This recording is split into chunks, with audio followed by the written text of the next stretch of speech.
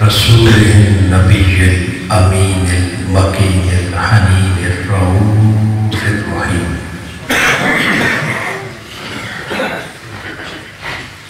اما بعد فاعوذ باللہ من الشیطان الرجیم بسم اللہ الرحمن الرحیم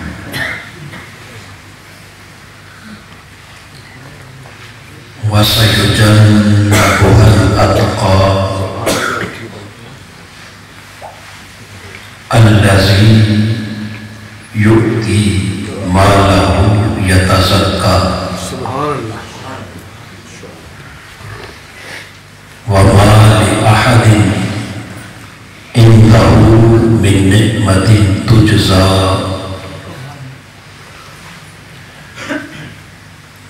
إِلَّا ابْتِغَاءَ وَجْهِ رَبِّهِ الْأَعْلَى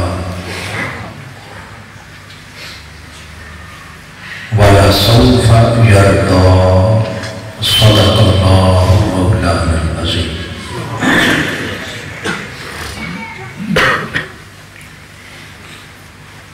معزز و محتشم علماء کرام، معزز قائدین و کارکنان تحریک منہاج القرآن اور معزز حاضرین و سامعین، اللہ رب العزت کا کروڑ بار شکر ہے جس کی توفیق سے آج ہم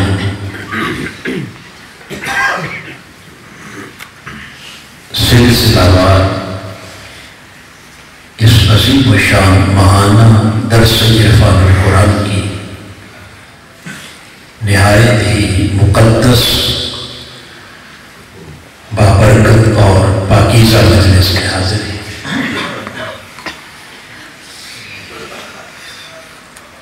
اللہ رب العزت ہم سب کو قرآن مجید کا صحیح فہم عطا فرمائے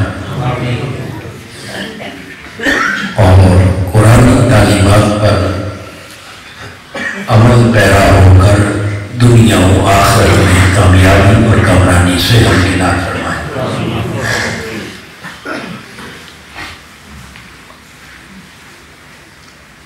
جیسا کہ آپ احباب جانتے ہیں کہ یہ ماہ جمادی الثانی، یہ مبارک مہینہ آقا دو جہاں صلی اللہ علیہ وسلم کے خلیفہ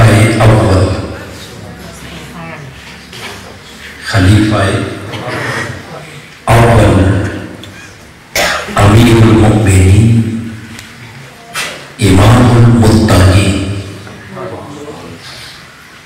یار غار مصطفیٰ اور یار مزار مصطفیٰ حضرت سیدنا صدیق اکبر رضی اللہ تعالیٰ عنہ، چونکہ آپ کا ماہ وصال ہے اور ابھی 2 دن قبل 22 جمادی الثانی کو آپ کا یوم وصال اور یوم عرس گزرا ہے، لہذا اس مناسبت سے آج کے اس درس کا جو موضوع جس کا میں نے انتخاب کیا ہے وہ ہے قرآن مجید سیدنا صدیق اکبر رضی اللہ تعالی عنہ۔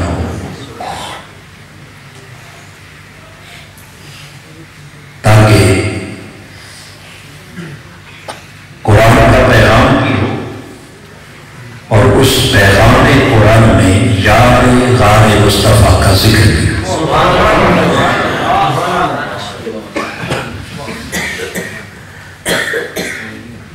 اس موضوع کے لیے میں نے قرآن مجید کی سورہ اللیل کی آخری 5 آیات جو ابھی آپ کے سامنے تلاوت کی،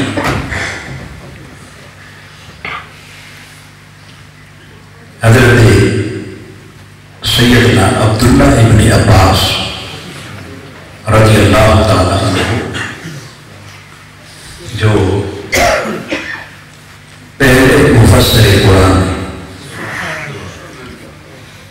اور جنہوں نے قرآن خود صاحب قرآن کے قدموں میں بیٹھ کے سیکھا، وہ حضرت عبداللہ ابن عباس رضی اللہ تعالیٰ عنہ بیان کرتے فرماتے ہیں کہ سورہ اللیل کی یہ آخری 5 آیات رب ذوالجلال نے سیدنا صدیق اکبر رضی اللہ تعالیٰ عنہ کی شان میں نازل فرمائے۔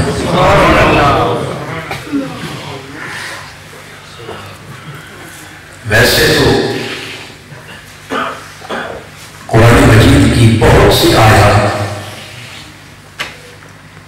آئمہ مفسرین اور آئمہ محققین کے ہاں کم و بیش 15 آیات ہیں جو سیدنا صدیق اکبر کی شان میں ہوتی ہیں۔ کتنی مختلف مقامات پر 15 آیات، اور آپ کی شان اقدس میں نازل ہونے والی آیات میں سے ایک ہی مقام پر اور ایک ہی صورت میں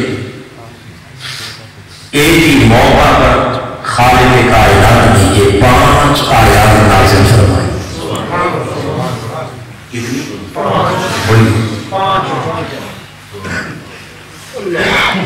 اب ان آیات کے مضمون کی طرف آگے بڑھنے سے پہلے جو پہلا قرآنی نقطہ قابل غور اور قابل توجہ ہے اور جو بات دل میں اتارنے والی ہے وہ یہ کہ سیدنا صدیق اکبر رضی اللہ تعالیٰ عنہ جن کی عظمت شان میں اللہ پاک نے سورہ اللیل میں ایک ہی مقام پر 5 آیات جب اتاری، تو جو پہلی بات قابل دھیان ہے وہ یہ کہ شان ہے صدیق اکبر کی، یہ شان ہے صدیق اکبر کی، عظمت اور مقام ہے صدیق اکبر کا، مگر اس شان کے بیان کے لیے خالق کائنات نے ایک ہی مقام پر جب آیات اتارا، ایک ہی صورت میں آیات کا عدد رکھا 5۔ کتنا عدد ہے؟ بولیے۔ اب یہ بات اس لیے قابل توجہ ہے کہ 5 کے بجائے 6 بھی ہو سکتی تھی اور 4 بھی، بولیے 4 آیات کا مضمون بھی ہو سکتا تھا، 6 کا بھی ہو سکتا تھا، 7 کا بھی، مگر کتنی آیات کا مضمون رکھا؟ 5۔ اشارہ اس خبر کی طرف ہے کہ تاکہ اس 5 کے عدد سے 5 تن کی نسبت بھی قائم رہے، 5 تن کی نسبت بھی قائم رہے، اور اس 5 تنی نسبت کے اندر یاد غار مصطفیٰ کی عظمت کی بیان ہوتی ہے۔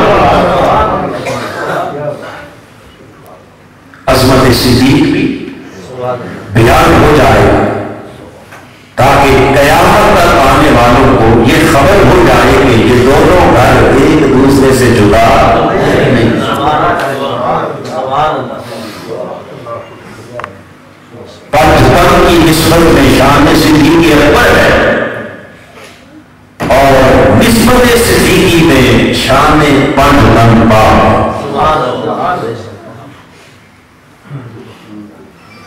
اب یہ جو 5 آیات حضرت عبداللہ ابن عباس کے قول کے مطابق سیدنا صدیق اکبر کے حق میں اتری، تو یہ آیات کب نازل ہوئی، کس موقع پر نازل ہوئی؟ حضرت عبداللہ ابن عباس فرماتے ہیں کہ یہ آیات اللہ پاک نے اس وقت اتاری جب سیدنا صدیق اکبر رضی اللہ تعالیٰ عنہ آپ نے حضرت سیدنا بلال حبشی رضی اللہ تعالیٰ عنہ کو خرید کر آزاد کیا.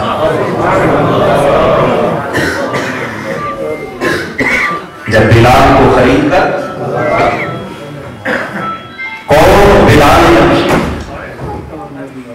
جنہوں نے اقامت دین کے لیے، احیاء اسلام کے لیے، آپ کی سربلندی کے لیے اور ایمان اور عشق پر استقامت کے لیے سب سے زیادہ ستم سہے،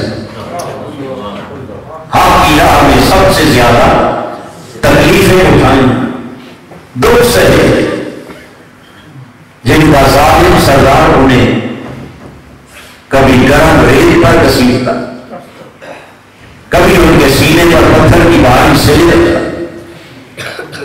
کبھی انہیں اوروں کی سزا دیا، اور پھر بھی جب زبان بلال سے احد احد اور احمد احمد کی سزائیں بلند ہوتی، تو پھر وہ ظالم سردار امیہ بن خلف آپ کی زبان کے اقدس پر آگ کے دہتے ہوئے انگارے لگاتے. سیدنا صدیق اکبر رضی اللہ تعالیٰ عنہ نے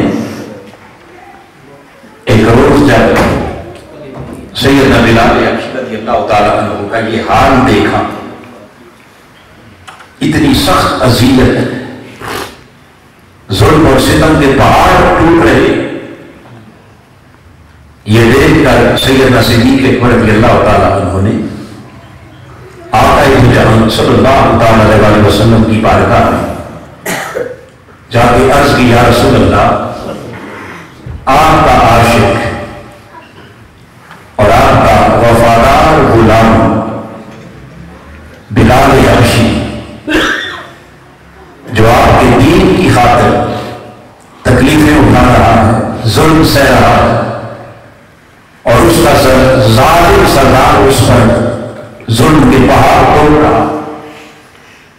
صدیق اکبر نے عرض کی، یا رسول اللہ، مجھ سے بلال کا دکھ دیکھا نہیں جاتا، اس عاشق کی تکلیف مجھ سے برداشت نہیں ہو رہی. میرے آقا اگر آپ اجازت دیں تو میں اس بلال کو خرید کر اس ظالم سردار سے آزاد نہ کر، بلال کو خرید کر آزاد نہ کر. بس اتنی بات جو میرے آقا نے سنی تو صدیق اکبر کے چہرے کی طرف دیکھا اور دیکھ کر کہنے لگے، اے ابوبکر،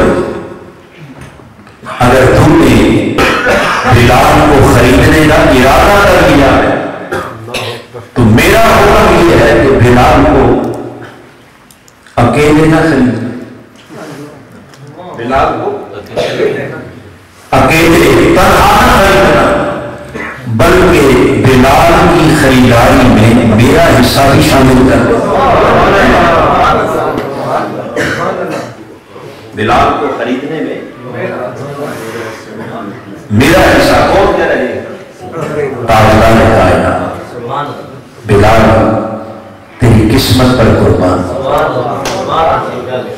تیرے مقدر پر قربان، جسے خریدنے کے لیے ساری کائنات کے تاجدار بھی حصہ شامل کر رہے ہیں.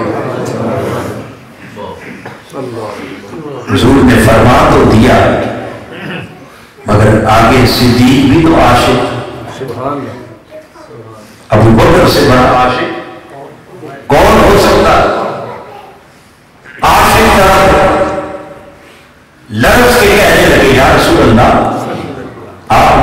فرمایا ہے آپ کا حصہ کیا آپ کا حصہ یا رسول اللہ میرے ماں باپ قربان آپ کا حصہ تو شامل نہ کرو جب ابو بکر کا اپنا بھی کچھ ہو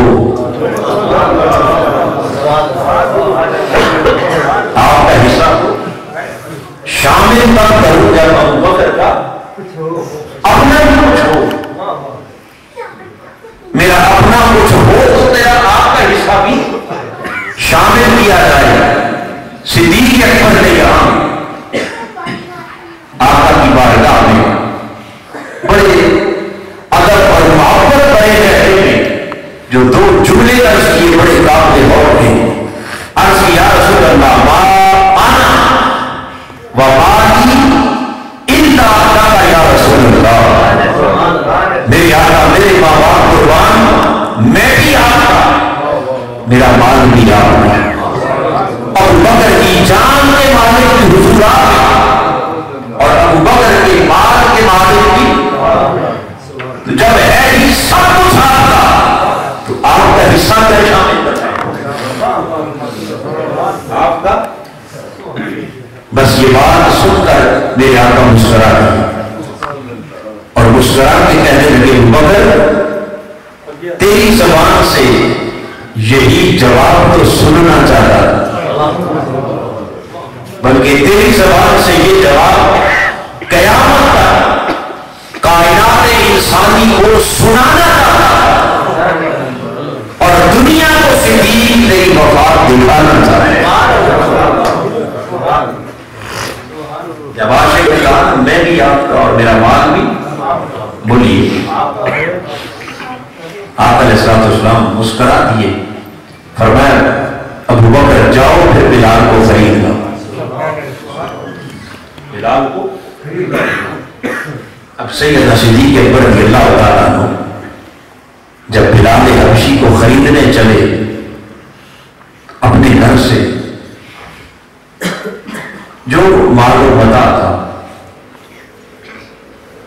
ایک روایت کے مطابق آپ نے 8 سیر سونا کتنا 8 کلو سونا اپنے گھر سے لیا اور چل پڑے بلال حبشی کو خریدنے کے لیے جب امیہ بن خلف کے دروازے کے سامنے پہنچے اس گلی میں تو جا کے دیکھا کہ وہ ظالم سردار حسب معمول اسی طرح بلال حبشی پر ظلم کے پہاڑ توڑ رہا جبر کی انتہا ہو رہی سخت تکلیفیں اذیتیں دی جا رہی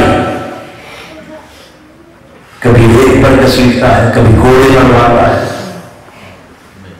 کبھی گرم لوہے کی سلاخوں سے جسم داغتا ہے یہ سارا منظر دیکھ کر سیدنا صدیق اکبر رضی اللہ تعالیٰ عنہ آپ نے امیہ بن خلف کو مخاطب کیا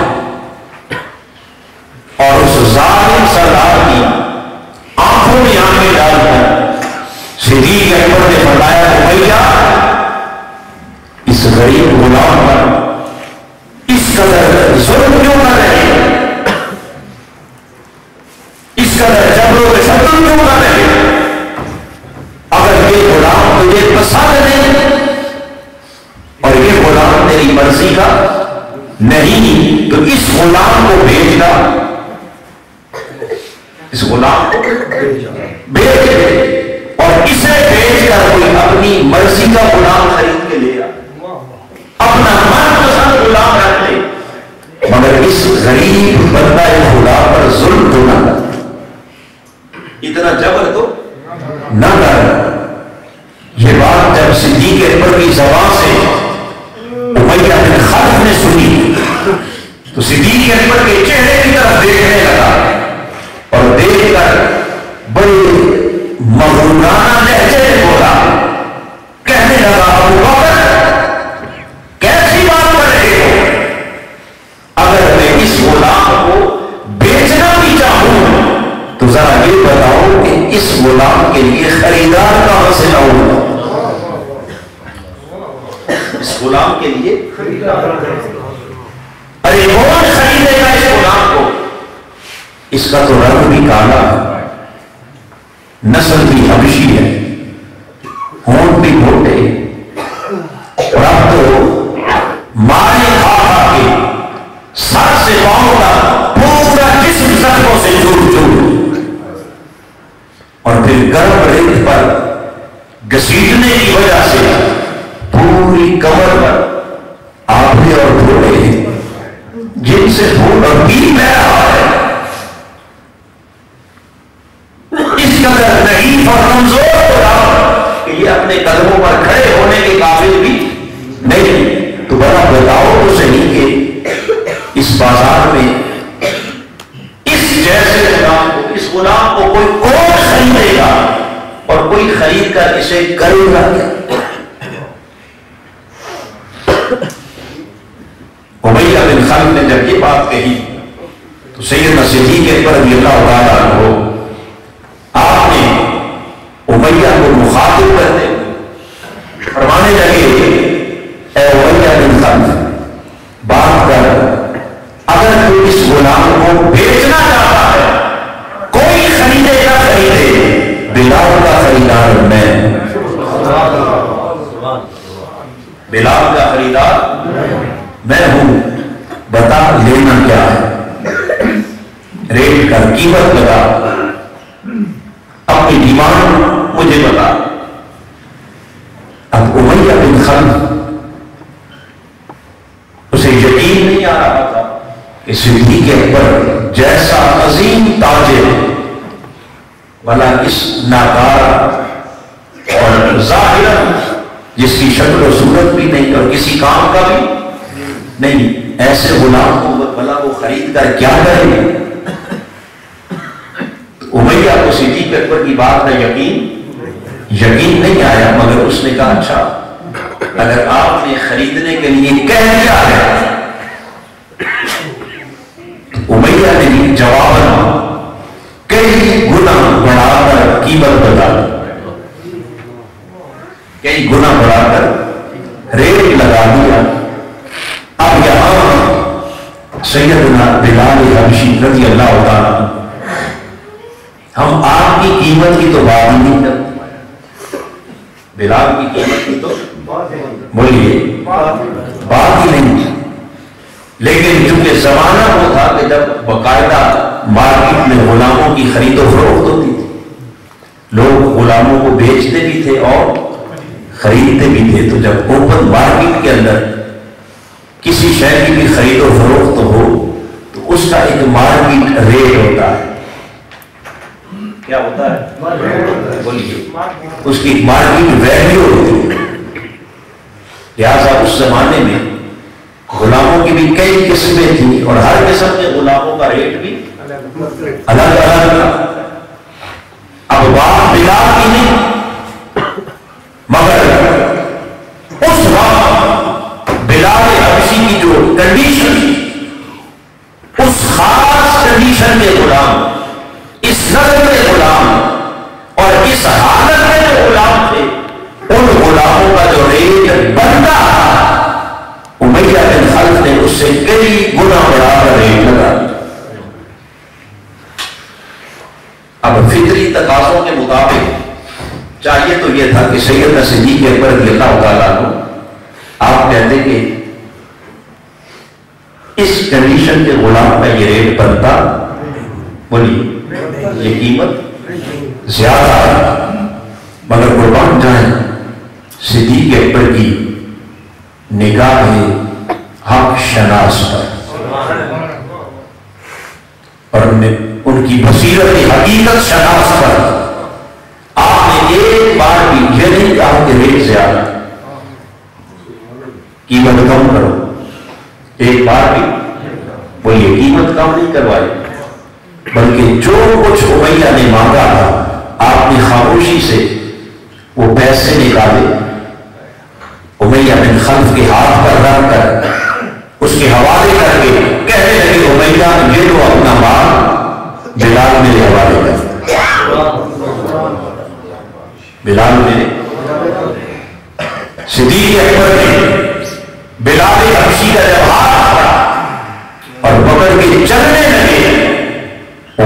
سر چکرا گیا، پاؤں کے نیچے سے زمین نکل گئی.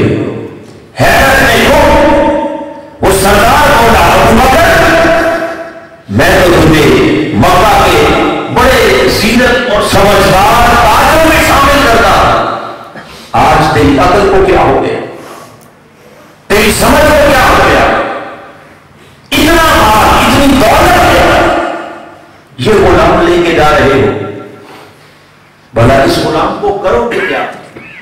یہ غلام تو کسی کام کا ہے ہی نہیں. یہ سودا تم نے کر کیسے دیا؟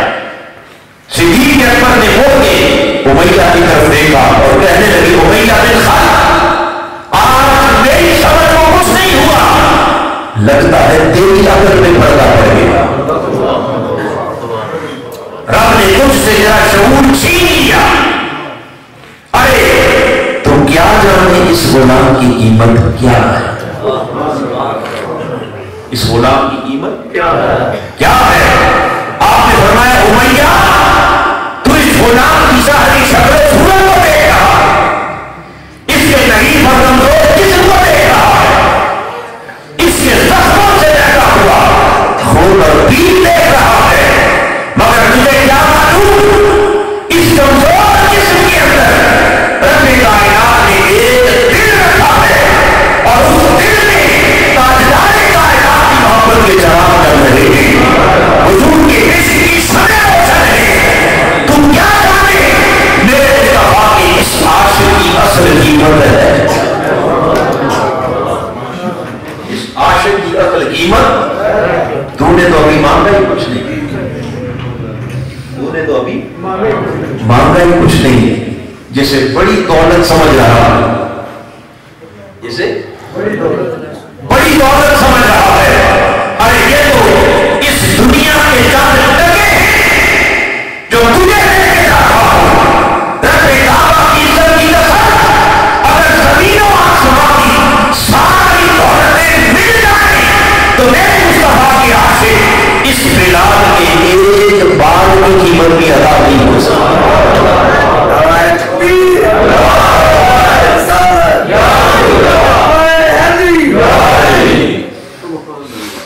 اس کی بلا جانے کے بلال کی قیمت کیا ہے. اب جب صدیق اکبر میں لے کے چلے تو وہ کمزور نحیف غلام جس کا جسم زخموں سے چور اٹھ کے اپنے قدموں پر کھڑے ہونے کے قابل بھی، جب چلایا تو لڑکھڑاتے ہوئے بلال کبھی ادھر گرتے ہیں کبھی ادھر گرتے ہیں. صدیق اکبر نے بلال حبشی کو اپنے کندھے کا سہارا دیا اور سہارا دے کے آہستہ آہستہ انہیں چلا کے جب اپنے گھر پہنچے تو گھر پہنچ کر قربان جائیں سیدنا صدیق اکبر نے اپنے ہاتھوں سے بلال کے زخم دھوئے. سب سے پہلے اس عاشق کے زخموں کو دھویا، پھر ان کی مرہم پٹی کی، پھر ان کا لباس بدلا اور صاف ستھرا کر کے بلال کو اپنے سامنے بٹھا لیا اور خود اپنے ہاتھ سے لقمے توڑ کر بلال کے منہ میں ڈالنے لگے.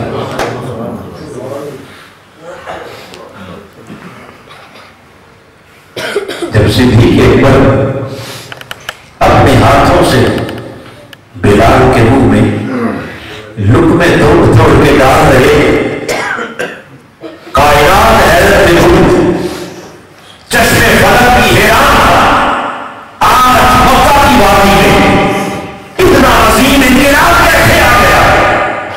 ایک قریشی سردار حبشی غلام کو خرید کے لائے اور اپنے خریدے ہوئے غلام کے لا کے وہ زخم دھوئے. کبھی کسی نے سوچا بھی نہیں تھا، اور اس کے منہ میں لقمے ڈالے. دنیا حیرت میں ڈوب ہے. صدیق اکبر کے بعد ابو قحافہ نے جب یہ منظر دیکھا تو صدیق اکبر سے کہنے لگا بیٹے ابو بکر تجھے کیا ہو گیا؟ یہ کیسا غلام اور کہاں سے خرید لائے؟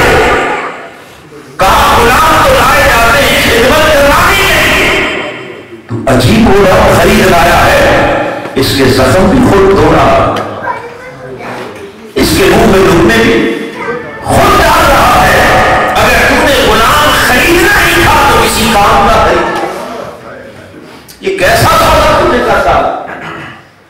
صدیق اکبر نے ادباً خاموش رہ کر اپنا سر نیچے جھکا لیا اور دل ہی دل میں کہا، مولا اس بات کو، اس غلام کی قدر و قیمت بتاؤں تو کیسے بتاؤں؟ ابو بکر خاموش ہے۔ گھر والوں نے دیکھا، بہن بھائیوں نے دیکھا، محلے والوں نے دیکھا، اب جو کوئی بھی آتا دیکھتا سیدنا صدیق اکبر کو تانا دیتا، طنز کرتا، ہر کوئی یہی کہتا کہ ابو بکر کیسا غلام خرید لائے۔ اگر لانا تھا تو کسی کام کا غلام لاتے۔ صدیق اکبر خاموش ہے۔ بات جب باہر گلی محلے میں چلی گئی، ارد گرد لوگوں کو خبر ہوئی تو بعض لوگوں نے یہ بھی کہنا شروع کر دیا کہ ابو بکر اتنا بھی سادہ نہیں اور اتنا بھی بولا نہیں کہ بلا وجہ اس غلام پر اتنا مال خرچ کر دیا۔ کچھ لوگوں نے کہا کہ نہیں، ابو بکر نے اس بلال کے خاندان پر اپنا احسان چڑھانے کے لیے سارا کچھ کیا۔ بعض کہنے لگے نہیں، ابو بکر پر بلال کے خاندان کا کوئی پرانا احسان تھا، آج اس احسان کا بدلہ اٹھا۔ الغرض جتنے منہ اتنی باتیں شروع ہو گئی۔ اب سیدنا صدیق اکبر رضی اللہ تعالیٰ عنہ سر پکڑ کے بیٹھ گئے۔ آپ نے چہرہ آسمان کی طرف کیا اور روتے ہوئے نمناک آنکھوں سے عرض کی، مولا انسانی احساس سے آئی اس بے حس اور بے شعور معاشرے کو میں اپنے سودے کی قدر و قیمت بتاؤں تو کیا بتاؤں؟ انہیں سمجھاؤں تو کیا سمجھاؤں؟ صدیق اکبر میرے آقا کے قدموں میں آ کے بیٹھے، ادھر ابو بکر سر جھکا کے بیٹھے تھے، ادھر خالق کائنات نے جبرائیل امین کو بھیج کہا، جبرائیل ابھی جا میرے مصطفیٰ کی بارگاہ میں، اس لیے کہ آج زمین پر دنیا میرے یار کے یار کو دعوے دے رہے، لوگ میرے یار کے یار کو پرطنز کر رہے ہیں۔ ابو بکر کی وفا پر دنیا شک کر رہی ہے۔ ابو بکر دکھی دل کے ساتھ بیٹھا ہے۔ جا کے میرے حبیب سے کہہ دو کہ پیارے مصطفیٰ آج صدیق اکبر کو رب کائنات کی طرف سے یہ عظیم خوشخبری سنا دو۔ کس بات کی خوشخبری؟ فرمایا رب کائنات نے فرمایا محمد صدیق گھبرا نہیں، یہ باتیں کرتے ہیں تو کرنے دے، تانے دیتے ہیں تو دینے دے، ان کی باتوں کی فکر نہ کر، تو نے آج ایسا سودا کیا ہے کہ تیرے اس سودے نے تجھے سارے متقیوں کا سردار بنا۔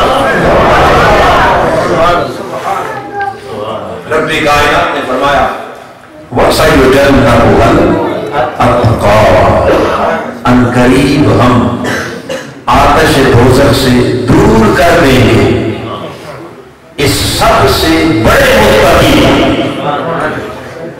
سب سے بولیے، اب قرآن مجید نے یہاں آپ کے لیے جو لفظ استعمال کیا وہ کیا ہے؟ اتقا، اور اتقا کا معنی ہے سارے متقیوں کا سردار، باقی سب متقین ہیں۔ کیا ہے؟ سب کیا ہے؟ متقین۔ صدیق خالی متقی نہیں بلکہ اتقا، سارے متقیوں کا سردار، اور تمام اہل تقویٰ کے قافلہ کا سالار۔ یہ شان اللہ نے یار غار مصطفیٰ صدیق اکبر کو عطا کی، اور پھر آگے ارشاد فرمایا، لوگوں جانتے ہو سب سے بڑا متقی کون؟ سب سے بڑا متقی کون؟ الذی یؤتی مالہ یتصدق، جس نے اپنا مال اللہ کی راہ میں خرچ کیا، مال اللہ کی راہ میں، دولت اللہ کی راہ میں خرچ کر کے، یتصدق، جس نے اپنا دل دنیا کی محبت سے پاک کر، دنیا سے پاک، عرض دنیا سے پاک، خواہش دنیا سے پاک، اور لالچ دنیا سے جس کا دل پاک ہو گیا، اور جس نے اپنے دل سے دنیا نکال دی اور سارا کچھ اپنا خدا کی رضا کے لیے اس کی راہ میں خرچ کر، اس کو خالق کائنات نے کہا اتقا، یہ سب سے بڑا متقی۔ اور آگے قرآن مجید نے اس سے بھی اہم بات کہہ دی، فرمایا لوگوں تم تانا دیتے ہو کہ ابو بکر نے کسی کے احسان کا بدلہ اتارا یا کسی پر احسان چڑھانے کے لیے یہ سودا کیا ہے؟ رب کائنات نے فرمایا میرے یار کی نیت پر شک کرنے والوں، ان کے اخلاص پر شک کرنے والوں، اور ان پر الزام تراشی کرنے والوں، غور سے سن لو، فرمایا وما لأحد عنده من نعمة تجزى، رب کائنات نے فرمایا ابو بکر صدیق، ان کو الزام لگانے، ان کو جو کہتے ہیں انہیں کہنے دو، آج تجھے بولنے کی ضرورت نہیں، الزام زمین پر لگے گا، صفائی عرش مجید سے آئے،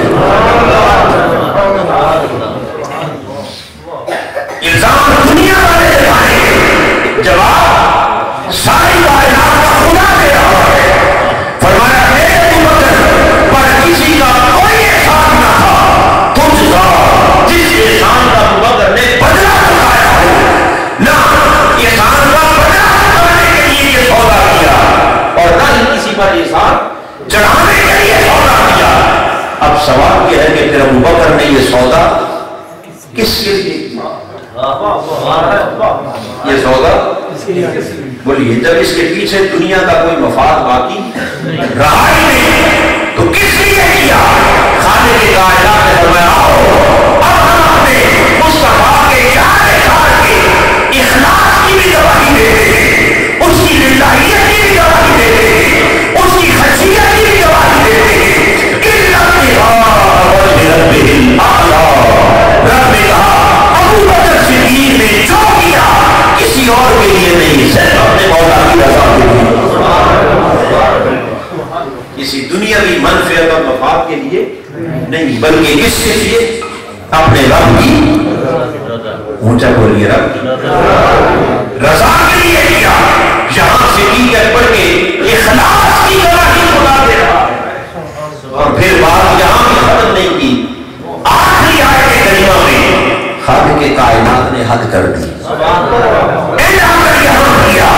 فرمایا میرے بابو آج صدیق اکبر کو مبارک دے دے، خوشخبری سنا دے، کہہ دے اے ابو بکر صدیق جس رب کی خاطر تم نے یہ سودا کیا، جس مولا کی خاطر تم نے اپنا مال خرچ کیا، جس رب کی خاطر بلال کو خرید کر تم نے زخم دھوئے، اس کے منہ میں لقمے ڈالے، جس رب کی خاطر تم نے دنیا والوں کے گانے سنے، طنز برداشت کیے، آج تیرا رب خود پکار کے کہہ رہا ہے وَلَسَوْفَ يَرْضَىٰ، اے ابو بکر مبارک ہو تجھے، تیرا رب تم سے راضی ہو گیا۔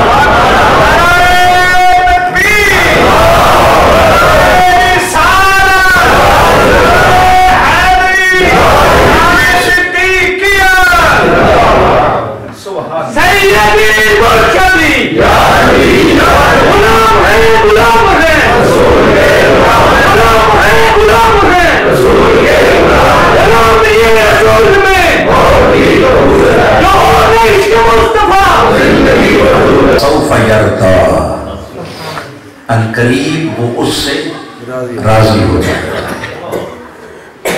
قریب وہ اس سے کون کس سے راضی ہو جائے؟ بولیے کون کس سے راضی ہو جائے گا؟ کیونکہ یہاں رب کائنات نے یرضا فعل کا ذکر کیا، کیا راضی ہونے کی بات کی، مگر اس فعل کا فاعل بیان نہیں کیا، یہ نہیں بتایا کہ کون کس سے راضی ہو جائے گا، کون کس سے راضی ہو جائے گا۔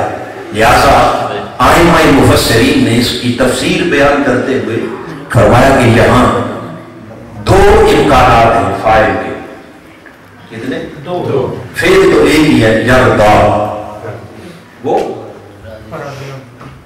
راضی ہو جائے گا۔ کون راضی ہو جائے گا؟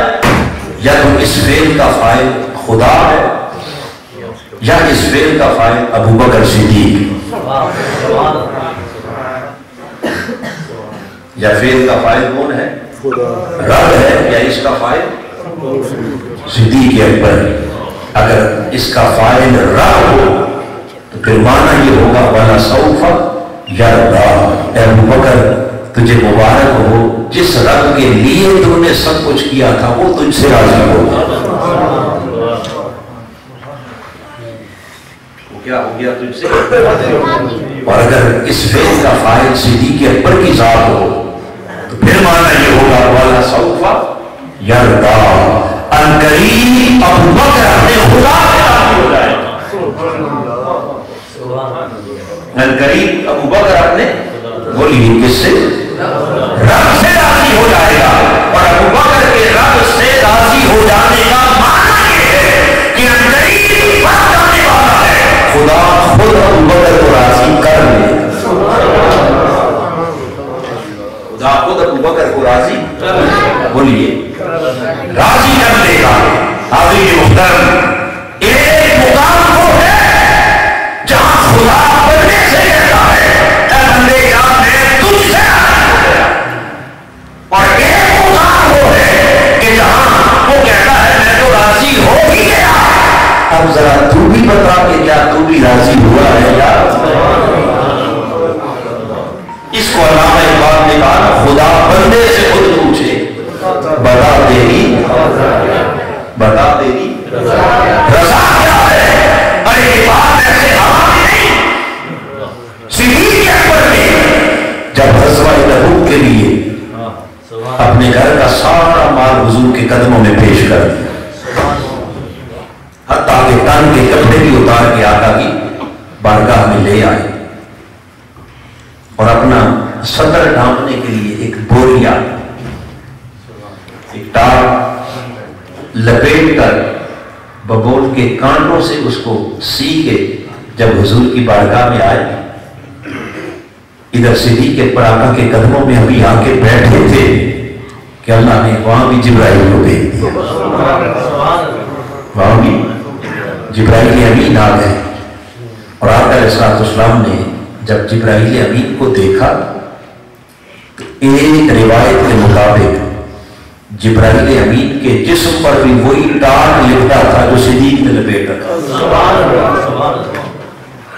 بوریا پہن کے جبرائیل آ گئے، آقا علیہ السلام نے فرمایا جبرائیل تجھے کیا ہو؟ تو نوریوں کا امام ہے، تجھے تو لباس کی ضرورت، بولیے تجھے تو ٹاٹ لپیٹنے کی حاجت، یہ تم نے کیوں لپیٹ رکھا ہے؟ جبرائیل امین نے کہا یا رسول اللہ ذرا اوپر دیکھیے،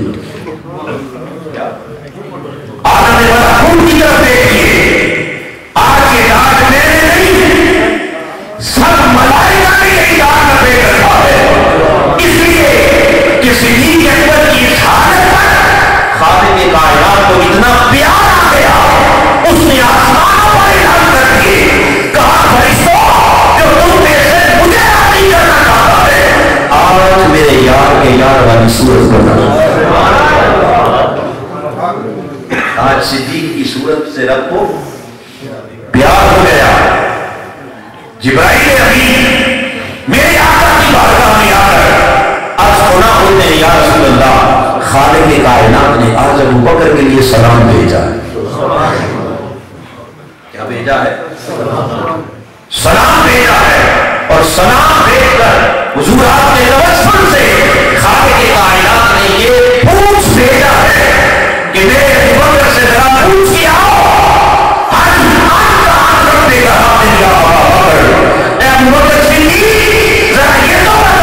क्या अपने रब से राजी भी है या तूने सब कुछ मेरी राह में दे दिया, अपने घर का सारा सामान दे दिया, ताकि कपड़े उतार के दे दिए, इस हालत दर्वेशी में और हालत फक्र में आके बैठा है। अबू बकर सिद्दीक आज खुदा पूछ रहा है कि इस हाल में भी क्या राजी है या नहीं। बस ये बात जब सिद्दीक के कानों में पड़ी तो सिद्दीक अकबर वज्द में आ गए, सिद्दीक अकबर वज्द में आ गए, कैफ में आ गए और यूं रक्स करने लगे झूम झूम के कहने लगे आना रब्बी राहिम, आना रब्बी राहिम, आना रब्बी राहिम। जी हाँ या रसूल अल्लाह, मेरे रब से कह दो कि मौला अबू बकर तुझसे राजी हो गए, अबू बकर तुझसे बोलिए वाला सौफा यरदा। कभी खुदा खुद राजी होता है, कभी अबू बकर को राजी करता है, कभी खुद राजी होता है, कभी अबू बकर को राजी कर रहा है। खुदा बंदे से खुद पूछे बता तेरी रजा क्या है। आदमी मुहतरम, अब जो बात काबिल तवज्जो है वो ये कि सैयद सिद्दीक अकबर को अल्लाह पाक ने ये जो 5 आयात का मज़मून है, इस 5 आयात के मज़मून में सिद्दीक अकबर को अल्लाह पाक ने 2 बड़े इनामात से नवाजा। कितने? 2 बड़े इनामात। और इससे बड़ा इनाम है कोई नहीं, इससे बड़ा इनाम, इससे बड़ी नेमत है ही कोई नहीं। पहला इनाम अत्क़ा, क्या कहा? अत्क़ा, सारे मुत्तकियों का सरदार। तो तक़वा में सरदारी मिल जाए तो इससे ऊंचा तो मकाम है ही कोई नहीं। ये पहला मुकाम। और दूसरा मुकाम वाला सौफा यरदा, मैं तुझसे राजी तू मुझसे राजी, मैं तुझसे राजी तू। खुदा अपनी रजा की सनद दे दे, अपनी रजा की क्या दे दे? सनद, रिटन सर्टिफिकेट मिल जाए कि हबीब इसे मेरी तरफ से लिख के दे दो, मैं इससे। बताइए इससे ऊंची शान भी कोई है? इससे ऊपर मुकाम बोलिए और कोई नहीं। ये सबसे टॉप पर तकवा में भी शान दे दी और सबसे ऊपर अपनी रजा की भी सनद अदा कर किसी भी के। अब इंसान जितने आवाज भी करता है, ये अमर भी काबिल तवज्जो है, जितने भी नेक आमाल, खैर आप नमाज पढ़ें, रोजा रखें, हज करें, उम्रा करें, तस्बीह करें, तिलावत करें, ये सारे आमाल किस लिए करता है? ऊंचा बोलिए, फिर बोलिए किसके लिए? ये सारे आमाल, इनका समर क्या है? अल्लाह पाक ने फरमाया लअल्लकुम तत्तकून, इन आमाल का पहला समर ताकि तुम्हें तकवा मिल जाए। क्या मिल जाए? तकवा मिल जाए। और इन सारे आमाल का बड़ा मकसद ताकि खुदा राजी हो जाए। बोलिए रब एक तकवा है, एक अल्लाह की रजा है, जिसके लिए इंसान सारे एक अमल करता है और जिसे दोनों मिल जाए, जिसे खाली तकवा नहीं, तकवा में सरदारी मिल जाए और खाली खुदा की रजा की सनद नहीं, बल्कि वो कहे मैं तो राजी हो गया। अब बता तू कब राजी? इससे ऊंची शान तो और है कोई नहीं। अब आगे मुहतरम जो नुक्ता खास तवज्जो तलब है वो ये कि ये जो सबसे ऊंचा मुकाम रजा का और सबसे ऊंचा मुकाम तकवा का सिद्दीक अकबर को अल्लाह ने अता किया। اور جس پر خود قرآن کی سند ہے، جس کا کوئی شخص بھی انکار بولیے کر نہیں سکتا، تو سوال یہ ہے کہ یہ جو دونوں بڑے اونچے مقام ہائیسٹ گریڈ جو اللہ نے صدیق اکبر کو عطا کیا، یہ کون سے عمل کا نتیجہ ہے؟ یہ کون سے عمل کا نتیجہ ہے؟ چونکہ میں نے عرض کیا نا کہ سارے نیک عمل انہی دو چیزوں کے لیے ہوتے ہیں، یا تقویٰ مل جائے یا اللہ کی رضا مل جائے۔ تو دیکھنا یہ ہے کہ صدیق اکبر کے کس عمل کے نتیجے میں اللہ نے انہیں کمال تقویٰ بھی ادا کر دیا اور کمال رضا بھی۔ اب آپ کی سیرت پر اگر نگاہ ڈالیں، آپ کی شخصیت کا مطالعہ کریں، تو صدیق اکبر کا ہر عمل دوسرے عمل سے بڑھ کر،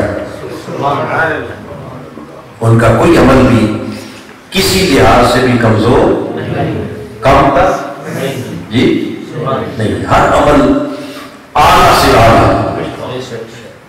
صدیق اکبر کی نمازیں بھی اعلیٰ، روزے بھی، حج عمرے بھی، صدقہ خیرات بھی، تلاوت بھی، تسبیحات بھی، سجدے نوافل بھی، بولیے صدیق اکبر کی نماز جیسی نماز کسی کی نہیں، ابوبکر صدیق کی نماز جیسی ہو سکتی ہے کسی میں؟ ایسا عظیم نمازی کہ جسے تاجدار کائنات صلی اللہ تعالی علیہ وسلم خود اپنی حیات ظاہری میں، اپنی موجودگی میں جسے حضور اپنے مصلی پر کھڑا کرتے، ان جیسا نمازی کوئی نہیں ہو سکتا۔ تو صدیق کی نمازیں بھی بے مثل، سجدے بھی، عبادات بھی، ہر عمل اعلیٰ سے اعلیٰ۔ مگر سوال یہ ہے کہ کس عمل نے صدیق کو اتقیٰ بنا دیا،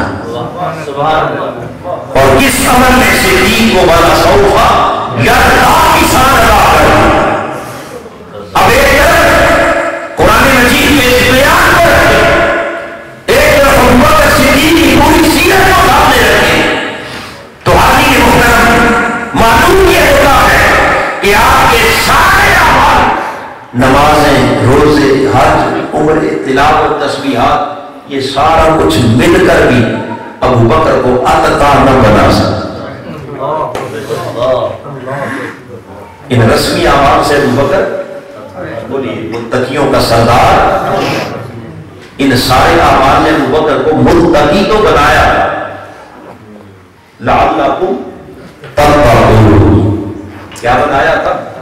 متقی تو بنایا تھا، مگر اتقیٰ، یہ اتقیٰ کی شان صدیق اکبر کو اس دن عطا جس نے بلال حبشی کو خرید کے آزاد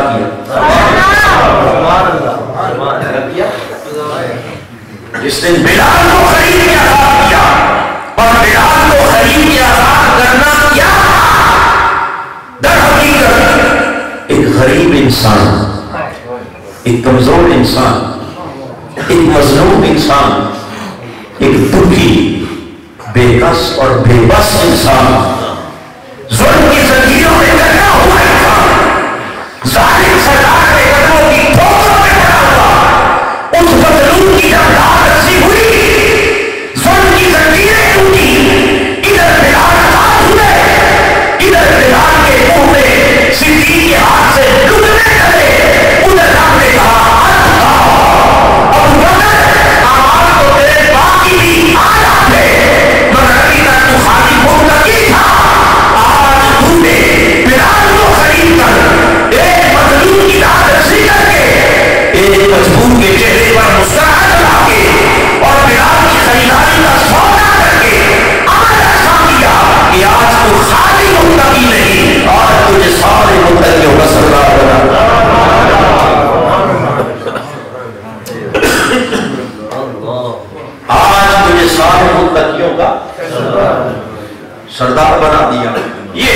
اتقا، یہ شان ہے اتقا کی سمجھ کا نتیجہ.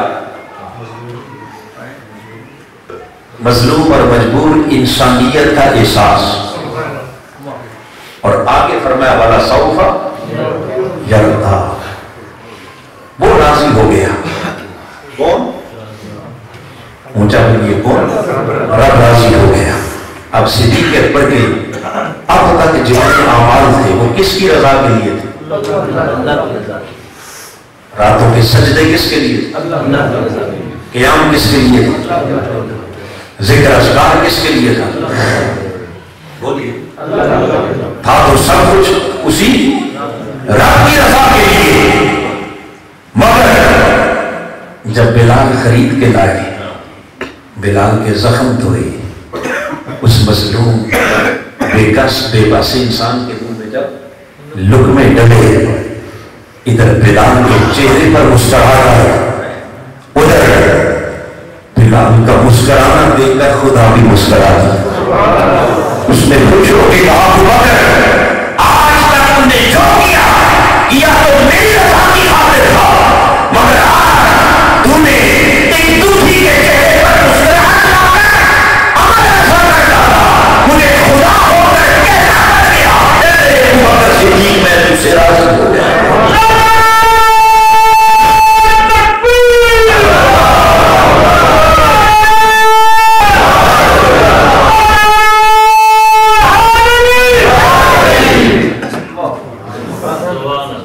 مصطفیٰ کا ہم سفر ابو بکر، مصطفیٰ کا ہم سفر ابو بکر، مصطفیٰ کا ہم سفر ابو بکر، گلی گلی نگر نگر ابو بکر. ابو بکر میں تم سے کیا ہو گیا؟ راضی ہو گیا. آخری محترم پتہ یہ چلا کہ کمال تقویٰ بھی ملا تو وہ بھی مظلوم انسانیت کی خدمت سے ملا، اور کمال رضائے الہی بھی ملا تو وہ بھی ایک دکھی اور مظلوم انسان کی خدمت اور داد رسی سے ملا. اب حاضرین محترم، یہ تو خود قرآن نے گواہی دے دی کہ کمال تقویٰ کہاں سے ملتا ہے اور اللہ کی رضا کی صدر کہاں سے ملتی ہے. اب ایک طرف قرآن کا پیغام اور ایک طرف آئیے جس معاشرے میں ہم رہ رہے ہیں، جس دور سے ہم گزر رہے ہیں، ایک لمحے کے لیے مجھے سوچ کے بتائیے کہ کیا اپنے معاشرے کے غریب کی خدمت، مظلوم کی داد رسی اور مجبور کی مجبوری کے لیے کوئی قدم اٹھانا، غریب کے حق کی بات کرنا، مظلوم کے حق کی بات کرنا، مظلوم کے حق کی بات کرنا، یتیم کے حق کی بات کرنا، بیوہ کے حق کی بات کرنا، انسانی حقوق کی جدوجہد کرنا، مجھے سوچ کے بتائیے کیا ہم اپنے عقیدے میں اس عمل کو بھی تقویٰ سمجھتے ہیں؟ ہمارے معاشرے میں کیا انسانی حقوق کی جدوجہد کو بھی کبھی کسی نے تقویٰ جانا؟ جی اس کو بھی پرہیزگاری سمجھتے ہیں؟ نہیں، ہم سمجھتے ہیں کہ تو دنیا داری. بولیے، یہ تو دنیاوی امور ہے. آپ نے کسی کو ہیلپ آؤٹ کر دیا، کسی کی داد رسی کر دی، کسی غریب کے ساتھ دو قدم چل پڑے. ہمارے یہاں تو تقویٰ کا معیار کچھ اور ہے. تقویٰ کا معیار کیا ہے؟ کچھ اور ہے. ہمارا سارا تقویٰ، ساری پرہیزگاری، مجھے اپنے ایمان سے بتائیے کہ ہم جب اس کو جج کرتے ہیں، تقویٰ اور پرہیزگاری کا اس کا جائزہ لیتے ہیں، تو سب سے پہلے اس تقویٰ اور پرہیزگاری کو جج کرنے کے لیے ہم ظاہر شخصیت کو دیکھتے ہیں. کیا دیکھتے ہیں؟ اونچا کوئی ایسا ہے کہ کوئی پوچھے نا کہ آپ کی نظر میں سب سے زیادہ نیک آدمی پرہیزگار کون ہے، تو آپ سارے کے چہروں کی طرف دیکھ کر پہلے کیا اس کے ظاہری، اس کی وضاحت، اس کی ڈیل ڈول، اس کا لباس، اس کی ظاہری شخصیت کو دیکھیں گے. کہ ہماری نگاہ میں بڑا متقی جس کے چہرے پر داڑھی ہے، جس کے سر پر امامہ ہے، پگڑی ہے، جس کے ہاتھ میں تسبیح ہے، جس میں بڑا جبہ پہنا ہوا ہے،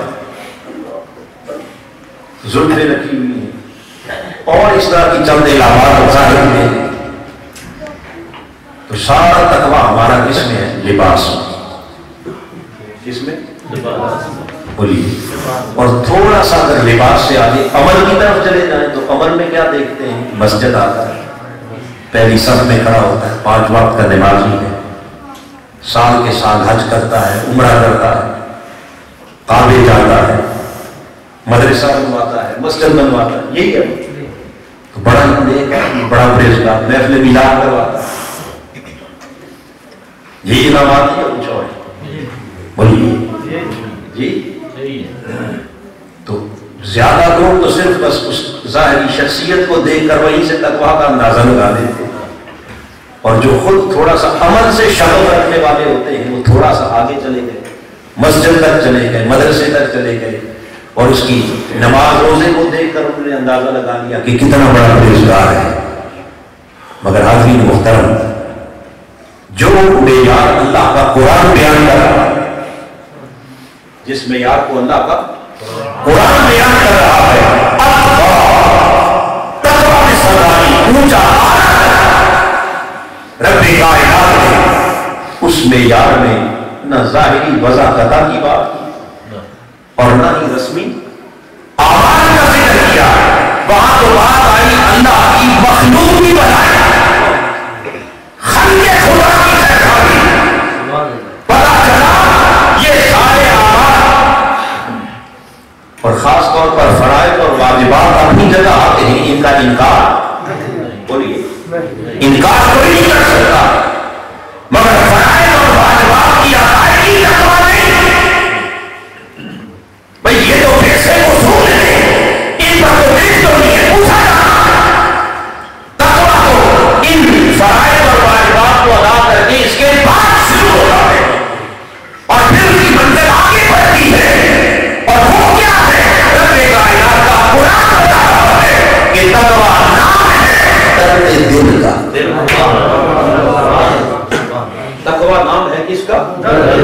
بولیے جس کے سینے میں دل درد مند ہے اور جس دل میں انسانیت کا احساس ہے، سمجھ لیں اس دل میں نور تقویٰ ہے، اور جو دل انسانی احساس سے عاری ہے، جس کے سینے میں موجود دل انسانیت کے لیے تڑپتا نہیں، وہ سارے اعمال بھی کر دے، اسے تقویٰ کا نور نصیب نہیں ہو سکتا۔ اب یہ ذرا میری نہیں، آئیے مدینے کے تاجدار سے پوچھو یا رسول اللہ حقیقت تقویٰ کیا ہے؟ تو میرے آقا نے 3 بار اپنے سینے کی طرف یوں اشارہ کر کے فرمایا التقویٰ ہاہنا، التقویٰ ہاہنا، تو تمہارے دلوں کو دیکھتا۔ صحیح مسلم کو اٹھا دے، ان اللہ لا ينظر الى صورکم، رب تمہاری شکلوں اور صورتوں کو نہیں دیکھتا، تمہارے لباس کو وضاحت کو نہیں دیکھتا، کسے دیکھتا ہے؟ ولکن ينظر الى قلوبکم، وہ تمہارے دلوں کو دیکھتا ہے، ونیاتکم، اور دلوں کے اندر چھپی ہوئی نیتوں کو دیکھتا ہے۔ یہ دل نہ بدلا، اس من کا حال نہ بدلا، اندر کی کیفیت نہ بدلی، یہ دل پتھر سے بھی سخت رہا، یہ دل ظالم رہا، تو پھر آگے محترم ظاہری لاکھ کام کر لیں، اگر اس دل میں انسانیت کا درد نہیں تو یاد رکھ لیں کہ نور تقویٰ نصیب نہیں ہو سکتا۔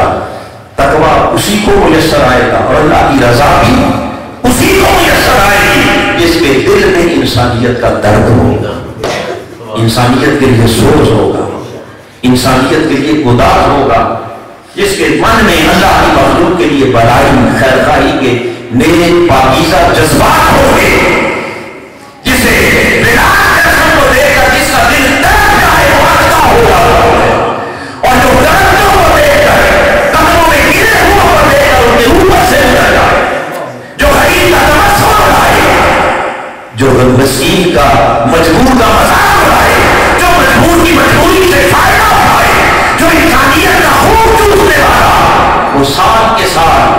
حج عمرے کرے، وہ اپنا وضاقتہ لباس، دنیا اسے بے شک شیخ والے پیر مانے، دنیا اسے متقی مانے، پرہیزگار مانے، اگر اس کے دل میں انسانیت کا درد نہیں تو خالق کائنات کا قرآن کہہ رہا ہے کہ وہ صاحب تقویٰ،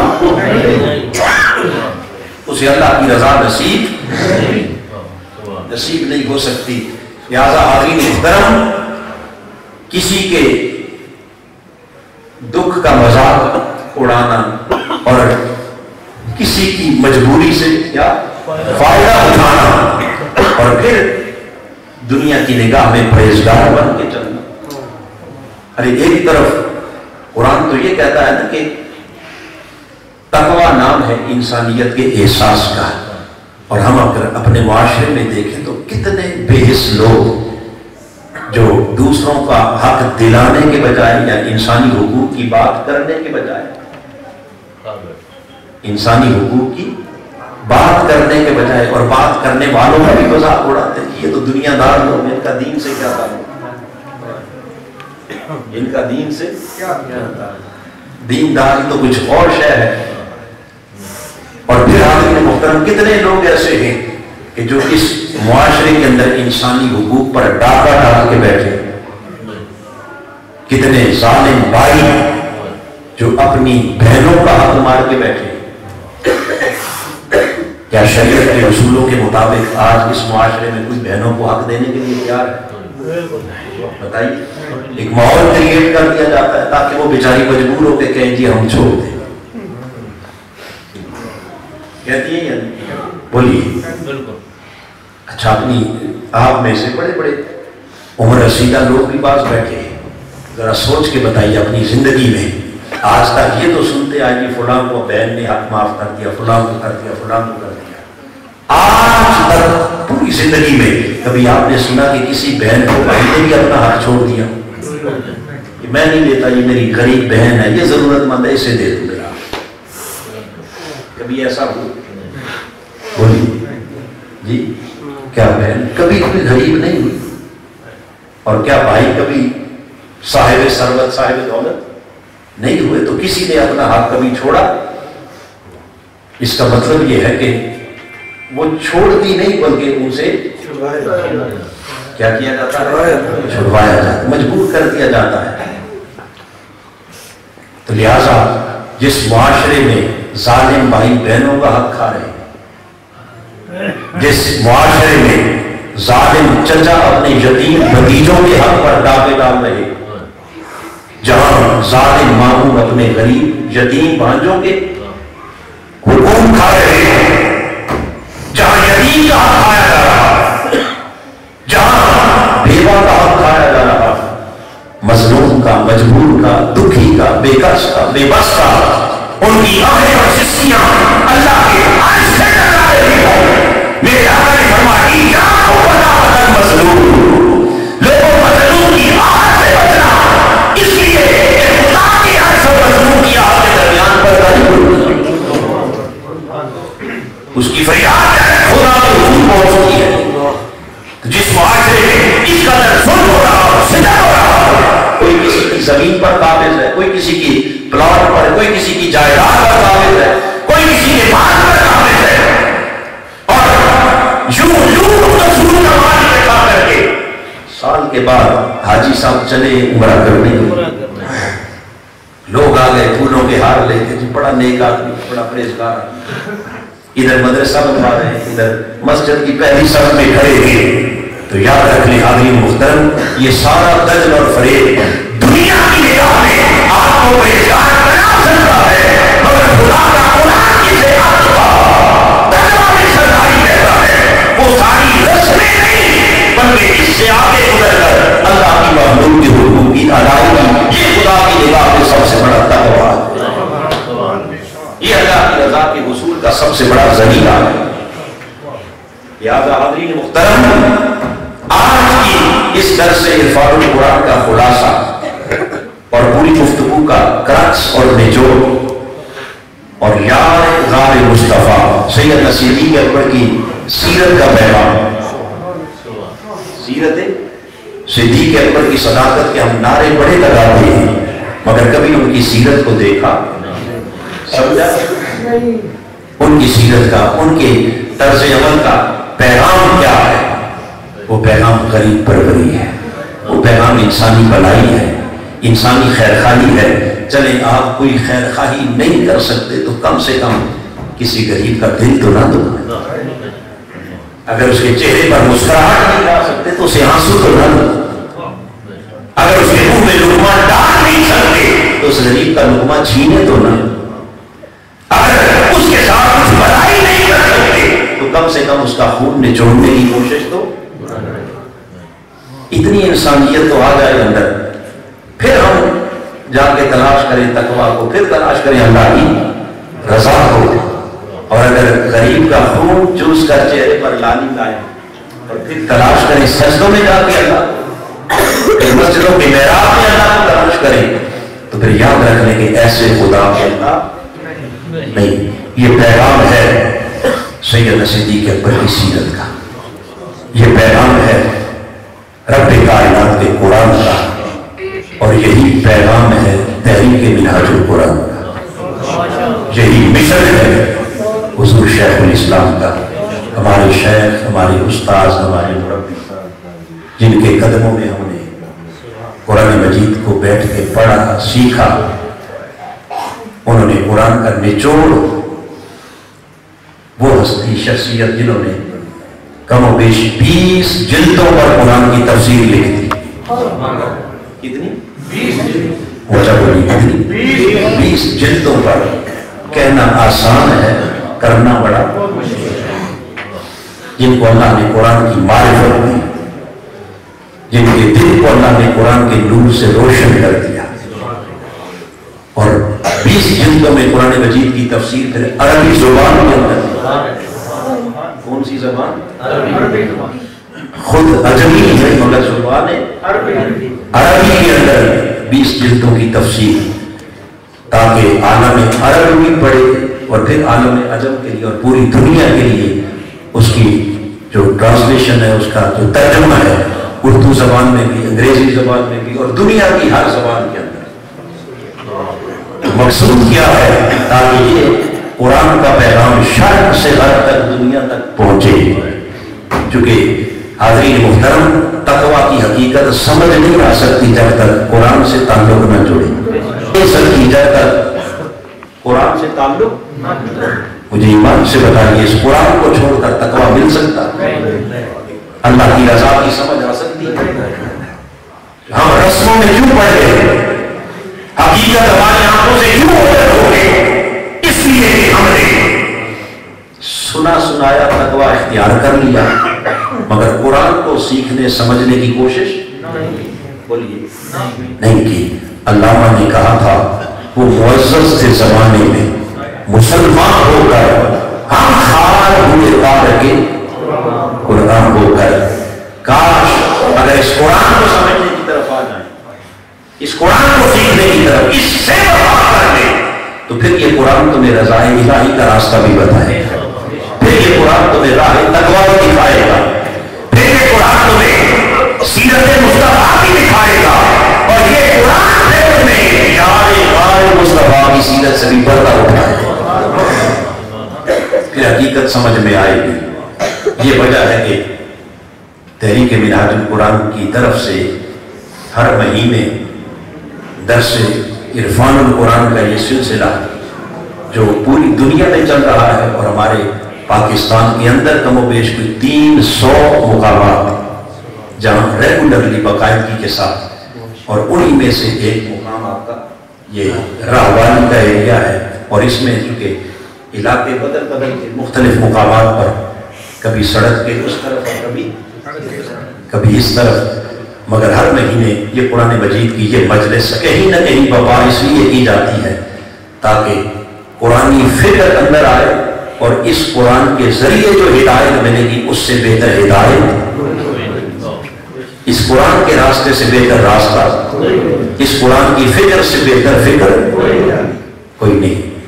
قرآن سے جب سے دور ہوئے ہم رسموں کے پجاری ہو گئے، ہماری نمازیں بھی رسمی رہ گئی، ہمارے اعمال بھی رسمی، ہمارا تقویٰ بھی، ہماری پرہیزگاری بھی کیا رسومات کا شکار. علامہ نے کہا تھا رہ گئی رسم اذان، روح بیداری نہ رہی، فلسفہ رہ گیا تلقین غزالی.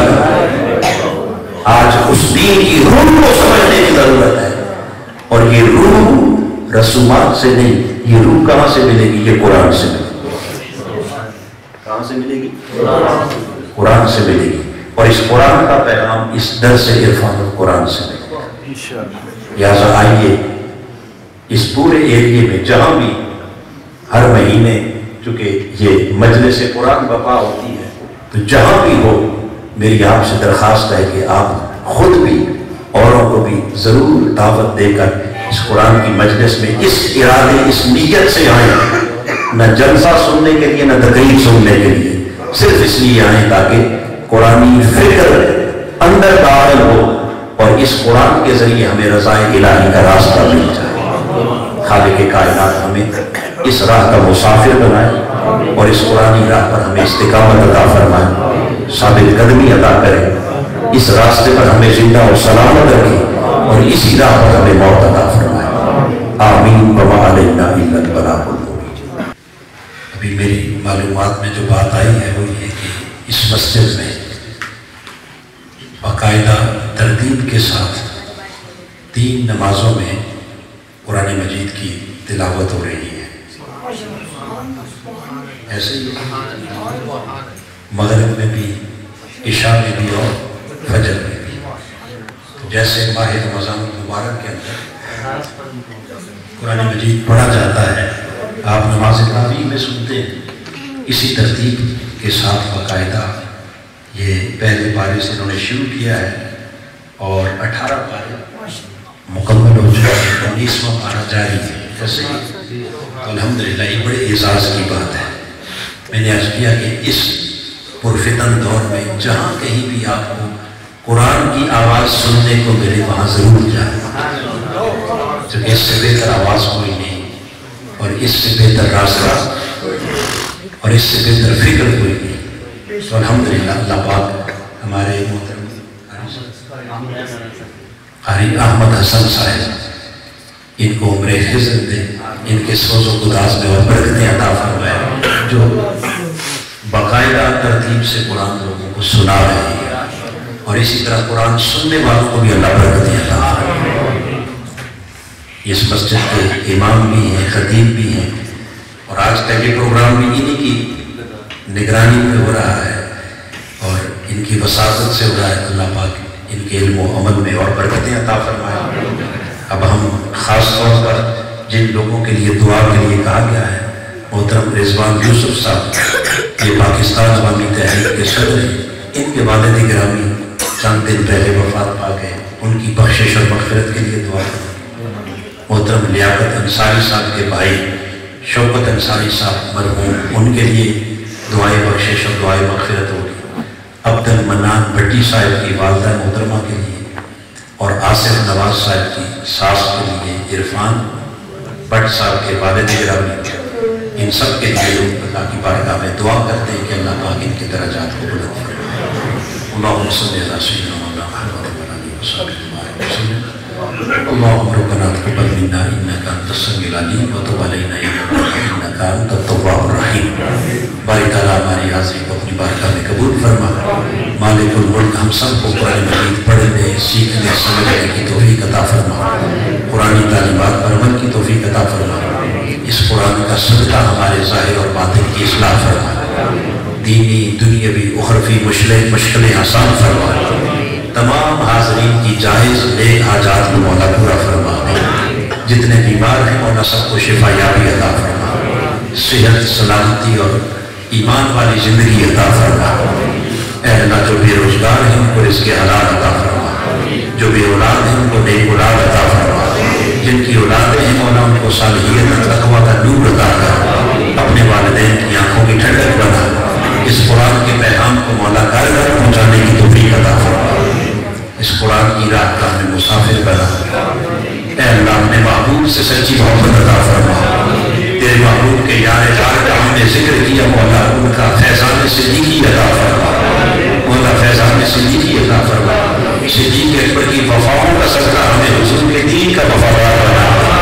صدیق اکبر کی قربانیوں کا صدقہ بنا ہمیں آقا کے دین کے لیے قربانی دینے والا بنا اور اپنے محبوب کے یار ہاتھ کا صدقہ ہمیں مصطفیٰ کی قربت میں جگہ ہوا اس دنیا میں بھی اور آخرت میں بھی قبر میں بھی اور قیامت میں بھی آقا کے قدموں میں جگہ عطا فرما الہی اس مجلس کا اہتمام کرنے والے اس کا انتظام و انصراف ان سب کے رزق میں برکتیں عطا فرما گھروں میں خیر عطا فرما اس محلے پر اپنا کرم فرما اس بستی پر اور اس مجلس کے سب حاضرین پہ اپنا کرم فرما حسبنا اللہ و نعم الوکیل نعم المولا و نعم النصیر وصلی اللہ تعالی علی خیر خلقہ محمد و آلہ و صحبہ اجمعین برحمتک یا